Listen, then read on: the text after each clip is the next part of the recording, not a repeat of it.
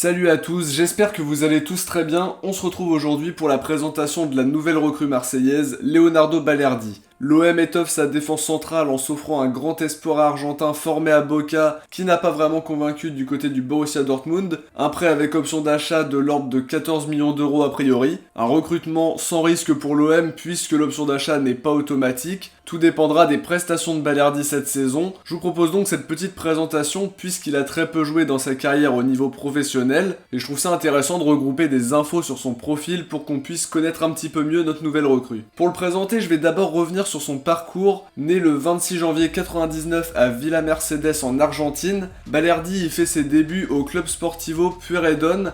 Il travaille sous la direction de Luis Lucero qui était le directeur technique formateur du club de Villa Mercedes. Le club pourrait recevoir d'ailleurs jusqu'à 500 000 $ sur la vente de Balerdi puisqu'il conserve 10% sur une future vente, une somme qui leur permettra de réparer les infrastructures et d'installer un gazon synthétique. Pour un petit club comme ça, c'est super important. Lucero ajoute d'ailleurs que c'est une très bonne chose qu'un ancien jeune de son club soit devenu professionnel pour montrer aux autres jeunes qu'ils peuvent avoir la même carrière et avoir à peu près la même trajectoire s'ils travaillent bien. Il évoluera à Villa Mercedes de ses 5 à ses 14 ans avant de rejoindre Boca Juniors en 2013 où il évolue avec les catégories de jeunes. Il fera ses débuts en première division d'Argentine le 27 août 2018 contre le CA Huracan. C'est à Boca qu'il fera la rencontre d'un certain Dario Benedetto qui va jouer un rôle essentiel dans son arrivée à Marseille. Beaucoup de discussions entre les deux hommes, Benedetto lui a parlé de la ferveur marseillaise et Balerdi avait très envie, depuis le début des négociations, de rejoindre l'OM. Il ne faudra pas longtemps pour que son profil attire les convoitises, d'abord le FC Barcelone, puis la Juventus qui n'arriveront pas à convaincre Boca.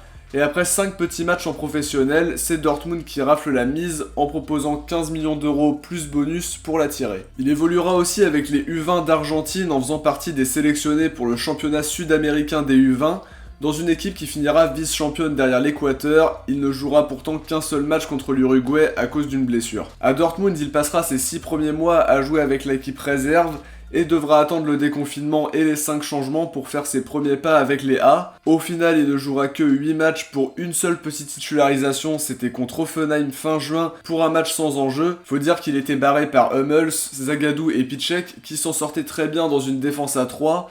Difficile de se faire une place parmi tout ça, surtout quand on vient d'Argentine, qui a l'adaptation, etc.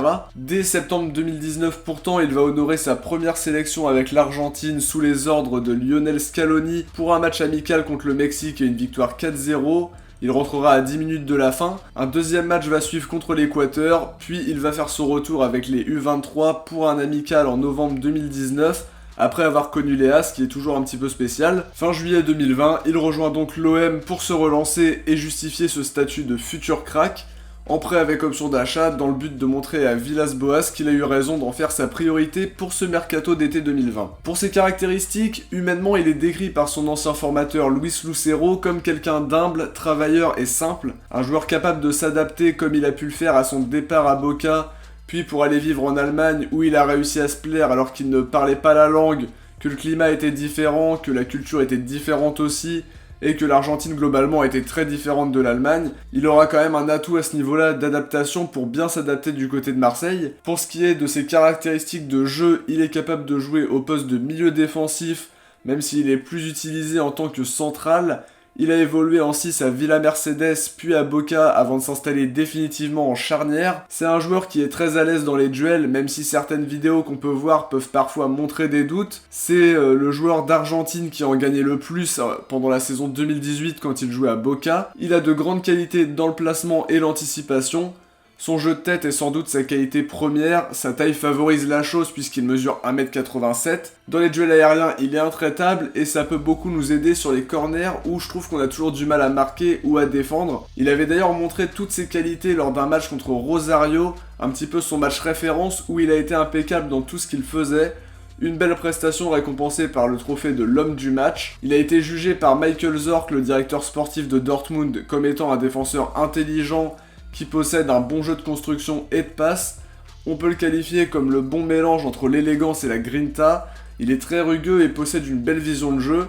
Dans les duels, il est très imposant et agressif, très bon en tacle et possédant des qualités de passe longue très intéressantes, même si je le trouve quand même encore perfectible à ce point de vue-là. L'ancien Marseillais Renato Sivelli parle de lui comme n'étant pas un guerrier, mais un défenseur grand, technique et élégant.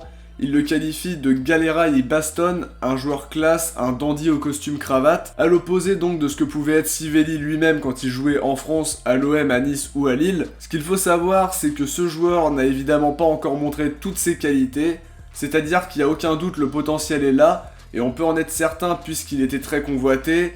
Il a quitté son club formateur de manière très précoce pour rejoindre l'Allemagne, il est déjà international argentin à 21 ans, mais son manque de temps de jeu fait qu'il n'a pas pu montrer ses qualités et les améliorer grâce au temps de jeu. À l'OM, il tentera de prendre du temps de jeu puisqu'a priori, Camara sera au milieu de terrain, Balerdi sera troisième défenseur donc dans la hiérarchie derrière Chaetatsar et Alvaro, même s'il pourra gagner sa place, il est très bon, et avec l'enchaînement des matchs, il aura largement sa chance de prouver avec toutes les compétitions qu'on aura la saison prochaine. Alors petit ombre au tableau, et je pense la plus grande source d'inquiétude dans ce recrutement, à 21 ans, il n'a disputé que 13 matchs en pro, une statistique qui peut inquiéter, mais s'il gagne du temps de jeu, je pense que ça peut être une très très bonne recrue.